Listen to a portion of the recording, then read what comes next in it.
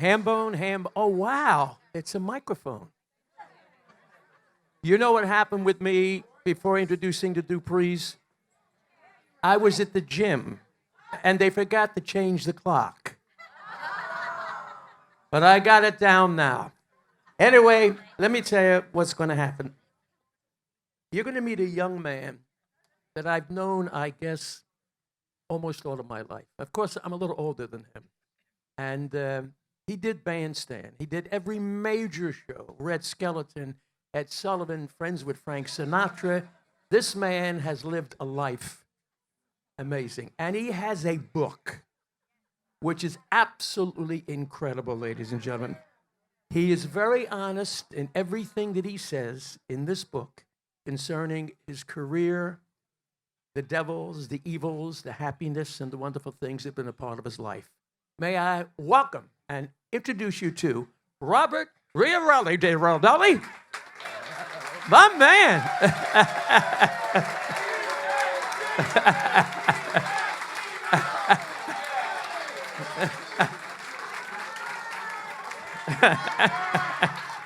Thank you. I said,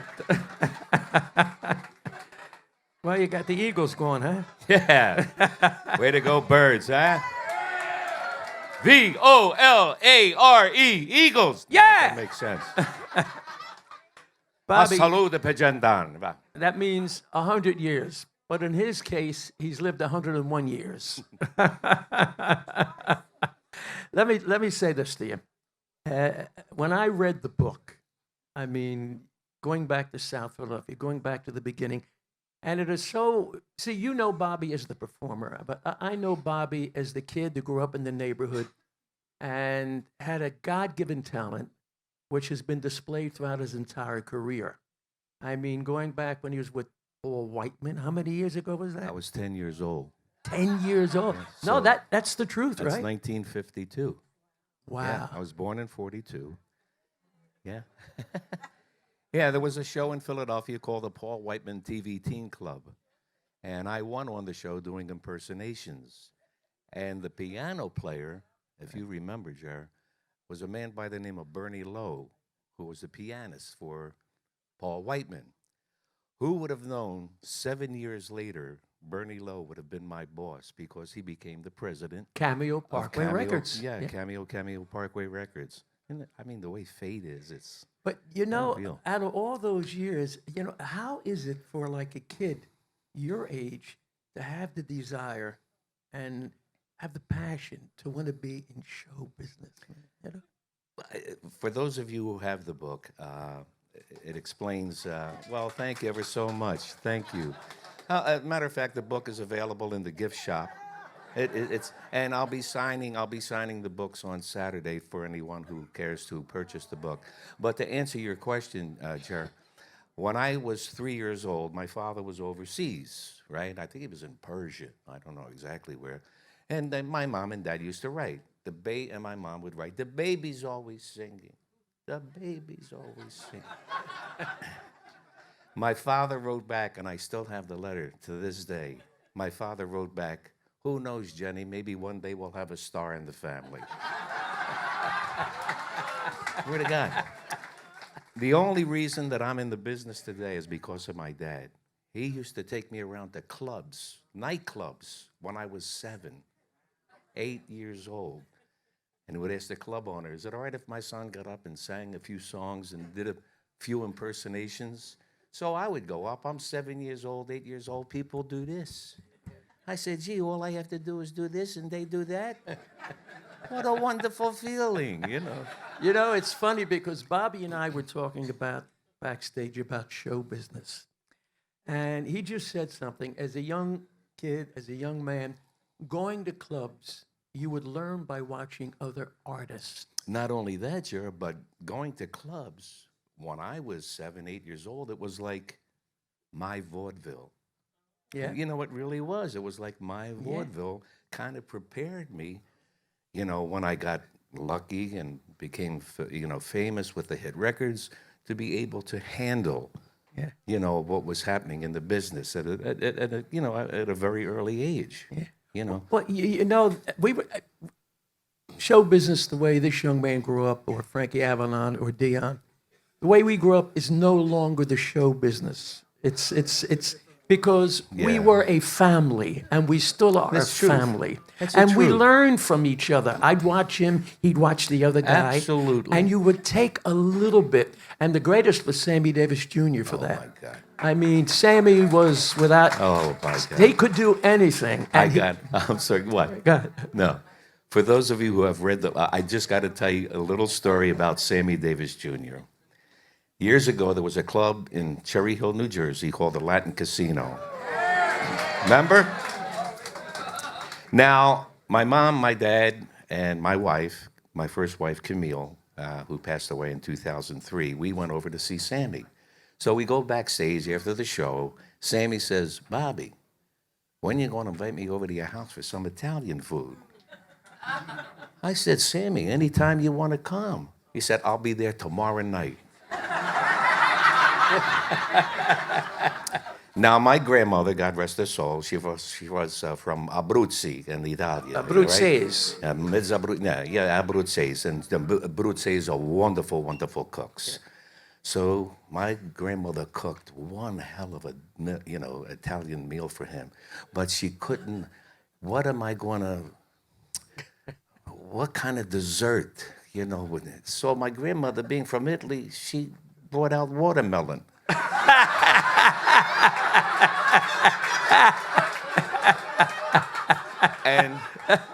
And Sammy had a heart attack. He laughed so.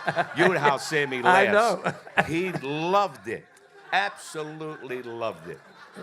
Let me tell you, Yeah, my grandmother said, well, black people like watermelon, don't they? So funny. You see, and these are the things that we as show business people share with each other. I mean, that's the wonderful thing about Bobby. I mean, we were talking about Red Skelton. I mean, and Red idolized you. And you did, as a matter of fact, many of the comedy routines that you did. Can you do a couple right now for them? Well, I did, I think, something like 12 shows with Mr. Skelton. And I always used to call him Mr. Skelton, and then he started calling me Mr. Rydell. So then it was Red, and then it was Bobby, So I did impersonation of Red. I did Clem Kadiddlehopper, right?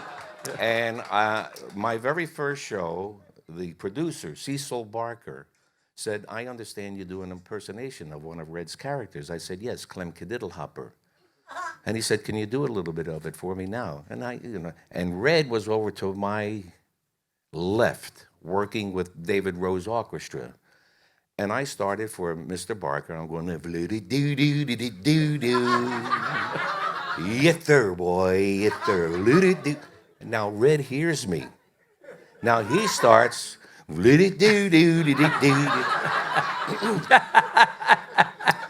I was the only guest on Red's show to imitate one of his characters.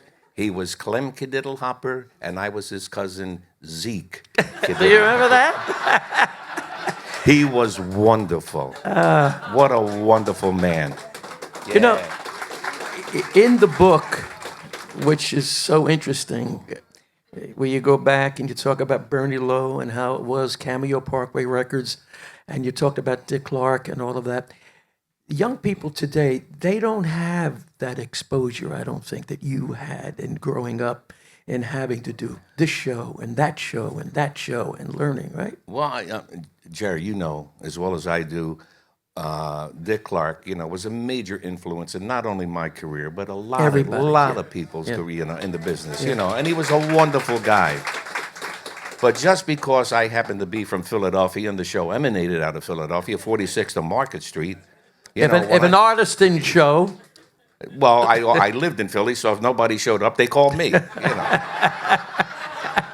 But when I signed with Cameo, I had 3 records for Cameo. They all bombed.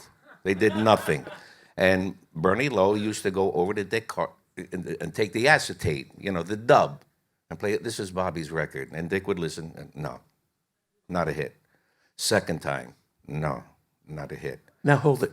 Before the third time, We'll tell them to hit. We got to take a little break. So what we want you to do, when we come back, you're going to find out what the hit was that Dick Clark finally said, yeah, Bobby, you're going to be a star.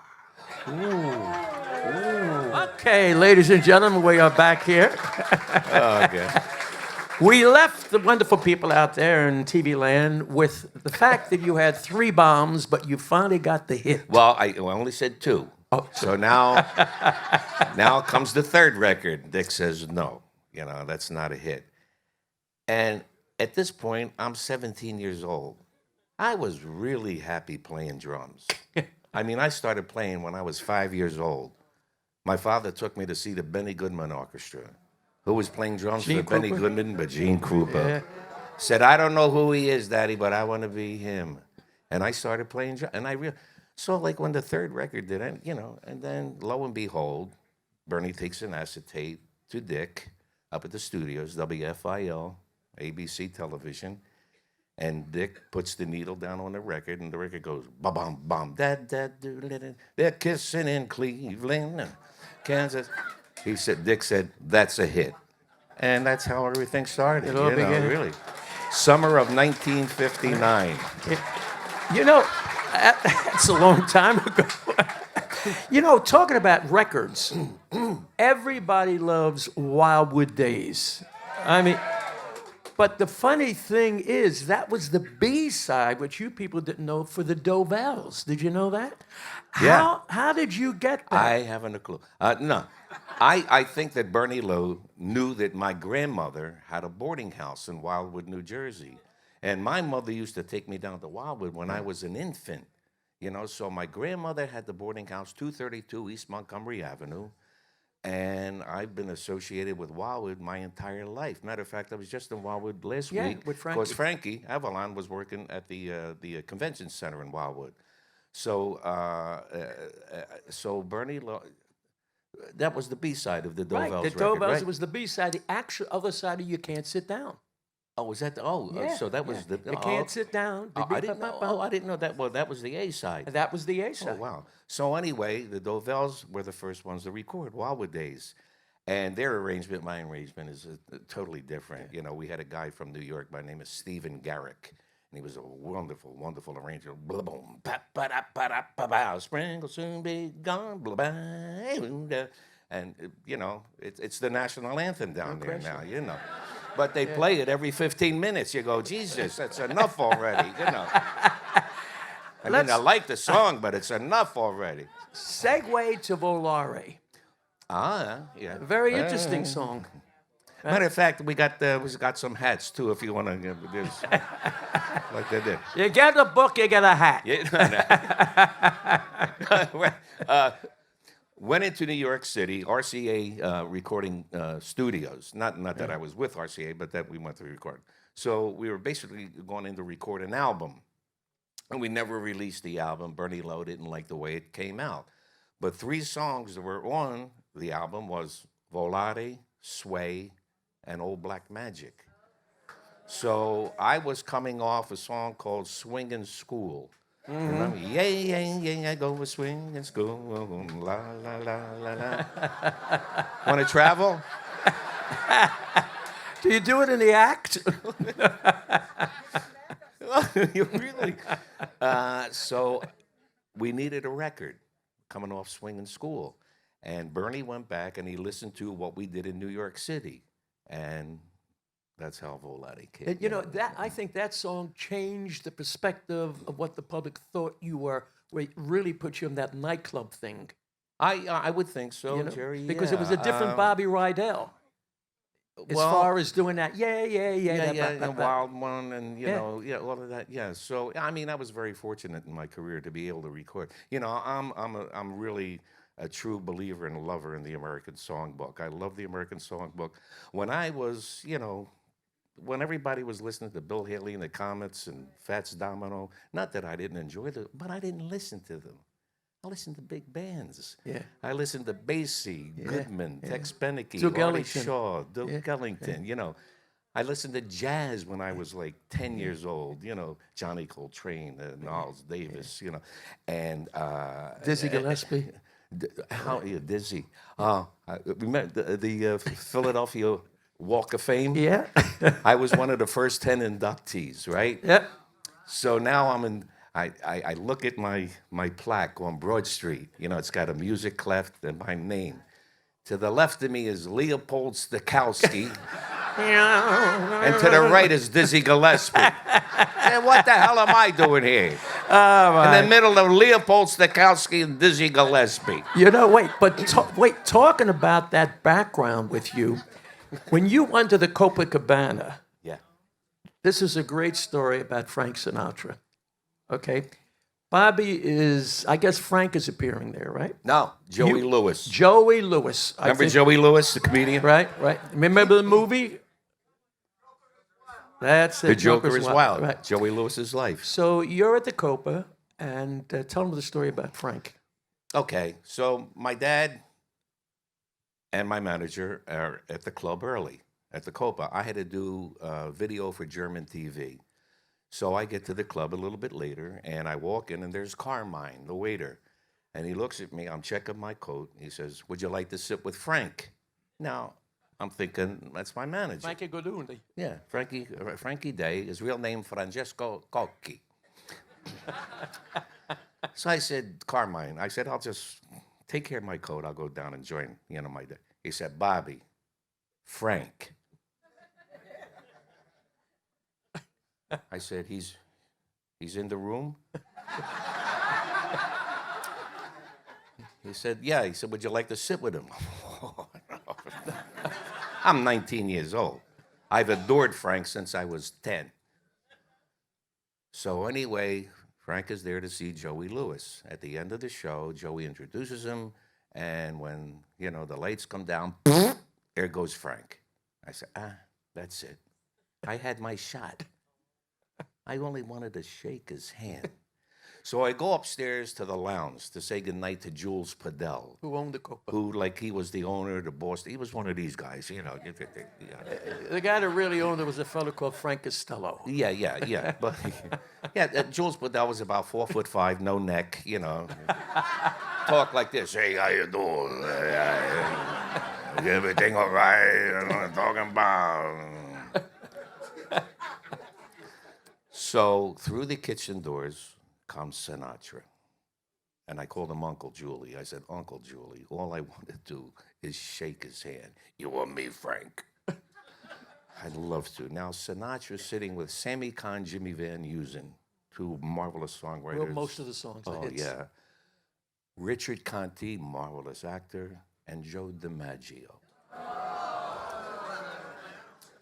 So Sinatra's sitting here. We're coming this way. And Jules Padell hits Sinatra on the shoulder. I went, Jesus.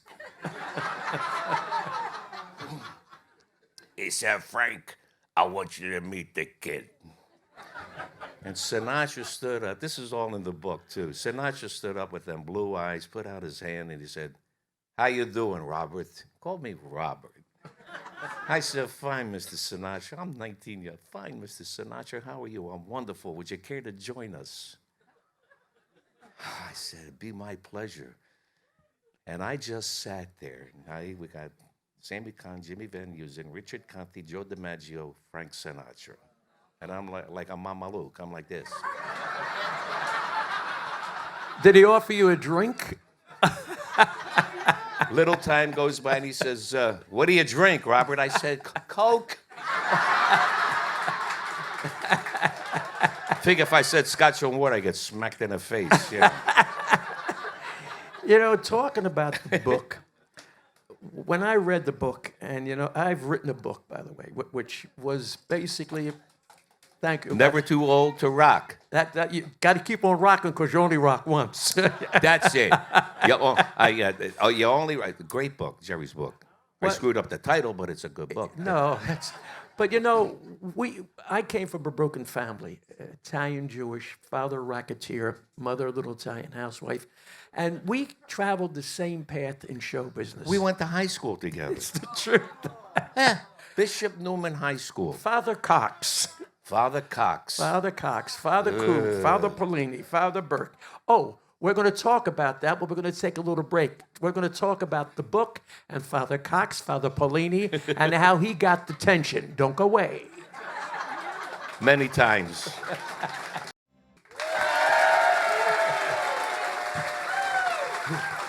This is your life. This is so many. Oh, yeah, that's all. Anyway, I don't know if many of you know, but years ago, I did an infomercial called Malt Shop Memories. Huh? Was one of the biggest sellers for Time Life. I should have 10% of what this shit makes. But you got Alan the book. Rubens said he produced it too. Alan Rubens produced it. Listen, they really do it right. I mean, yeah. No, where else can you go and get the entertainment and the stories and the love? And I said to Bobby, really, you keep us young. You do know that, don't you? I mean, without you guys. You know what? This cruise specifically, the Malt Shop Memories Cruise, I think like all of the entertainers really love to, talk to the people on the cruise and get to know them, and it becomes very, very personable, and I think that's the wonderful thing about this cruise. Family. You can walk up, just about to any entertainer on the ship. Hey, how you doing? You mind signing an autograph, taking a picture? Everybody does it, really. It's just a nice, warm feeling. On this cruise. And that's what it's all about, ladies and gentlemen. People coming together, family. The book, recording career on top of the world. Bishop Newman doing every major show, big movie, Bye Bye Birdie. And then there is a period where the demon takes over. Well, absolutely, yeah. I mean, my first wife, Camille, we were, childhood sweethearts together. We kept company for 10 years before we got married. Got married in 1968, had 2 children, and in 2003, my wife passed away with breast cancer. And we were married 35 years. Her maiden name was Camille Carmela Quattrone. And she went to a school called St. Maria Goretti, which was all the girls' school, and they were tougher than some of the guys around the neighborhood. So when Camille passed away, I mean, just going to bed with nobody to talk to, nobody to laugh with, nobody to cry with, nobody to smile with, nobody to tell your stories to. Lonely. And I turned to the bottle, and I became an alcoholic. I mean, to the point where I would have, without any question, 15, 20 double vodkas a day, a day. And I didn't know really. And then, luckily, 5 years later, after Camille passed away, there was a young lady that we go to dinner with. I go to dinner. Well, Jerry, every Wednesday night, a bunch of Italian guys, we pick a different Italian restaurant in South Philadelphia. So this one girl says to me, Bobby, I met a girl who'd be wonderful for you, because all of the guys knew about Camille and how, I was kind of like really screwed up. And I said, really, what's her name? He said, Linda Hoffman. I said, that's my fan club president. He said, no, it's a different Linda Hoffman. And make a long story short, coming this January the 17th, we'll be married 9 years, and she's a wonderful lady. She became my caregiver. In the back over there.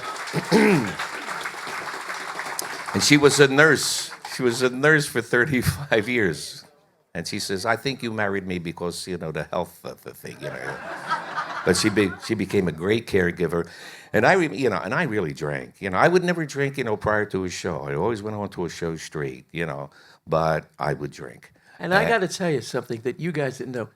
He is the nicest human being, but when you would drink, I didn't become evil. I'd run away. No, if anything, Geeter, I was a happy drunk. You were like Red Skelton's character. I wasn't mean. I was never a mean drunk. But, it reminds me of Mr. Buddy Hackett. Tells this joke. This drunk goes into the bar, And he says, bartender, drink for me, a drink for everybody in the house, and a drink for you. Okay. Time goes by. The bartender says, that'll be $65.75. The drunk says, I ain't got no money.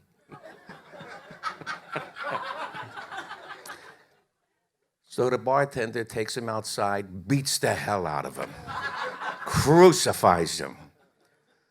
About 15 minutes later, the drunk comes walking back in the bar again. He says, bartender, drink for me, a drink for everybody in the house, but none for you, because you get nasty when you drink.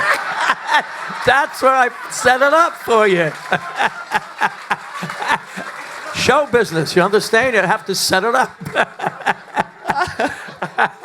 But Oh, God, Buddy Hackett, what a trip. Oh, God. How about the stories with him and Buddy Rich?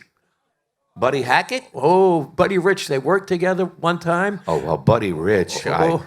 That was your man. Oh, I love Buddy Rich. Buddy Rich, the God. drummer. I'll tell you a quick story. I was out in L.A. doing the Milton Berle show, and Buddy Rich came in with the new band, and he was working on the not on the Strip, but whatever. I'm not that familiar with California. I was in there 10 nights to watch the band, and I knew Buddy. I knew Buddy very, very well, and I'd be in there, and I knew the charts backwards. So one night I'm sitting in the front, the band's okay, and he calls me up to play.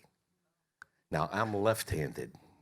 I had to turn all his drums completely around, raise the cymbal, do something with the beater ball on the bass drum, And he said, what do you want to play? I said, New Blue. He said, you want me to count it? I said, no, man, I'll count it. So I gave the band 2-0. 1, 2, 1, 2, 3. The chart went saying, and I'm making everything. Not like Buddy Rich, but I'm making the chart. Now hold it. Hold it. I'm getting a cue from that beautiful young lady. We're going to wrap the whole thing up?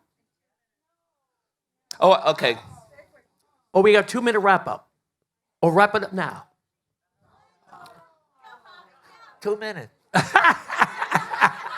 So anyway, I played a chart, and because Buddy could really be rotten, he threw up a Louis Bellson chart. Now, Buddy Rich couldn't read a note of music. He had just photographic memory. And the chart, the tempo was 1, 2, 3, 4, 2, 2, 3, 4, 3, 4, ding, diddling, diddling, diddling, diddling, diddling. It had 1, 2, 3, 4 bar breaks. Needless to say, the sticks fell out of my hand. And Buddy's just going, And ladies and gentlemen, with that, let me say this to you before the sticks come back. Got to get the book. The book is amazing.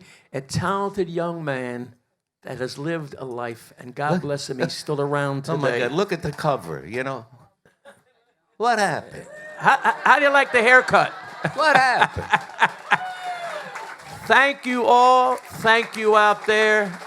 Time Life, Malt Shop Memories. God bless you all. Thank you for your time.